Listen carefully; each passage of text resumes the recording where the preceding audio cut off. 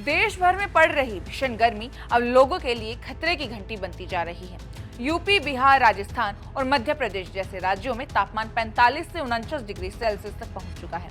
दिन में बाहर निकलना मुश्किल हो गया है और रात में भी गर्म हवाएं राहत नहीं दे रही हैं। ऐसे में लोगों के मन में सबसे बड़ा सवाल यही उठ रहा है कि आखिर इंसान का शरीर कितनी गर्मी सह सकता है।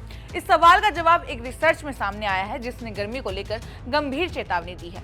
पबमेड पर मौजूद एक स्टडी के मुताबिक इंसान की त्वचा सामान्य तौर पर अधिकतम 43 डिग्री सेल्सियस तक का तापमान कुछ घंटों तक सहन कर सकती है।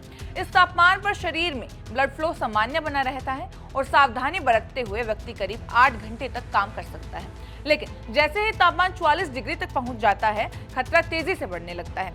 इतनी गर्मी में लंबे समय तक रहने से त्वचा झुलस सकती है और सेल डेथ यानी त्वचा की कोशिकाएं मरने लगती हैं। अगर तापमान 48 डिग्री तक पहुंच जाए तो कुछ ही मिनटों में तेज जलन महसूस होने लगती है।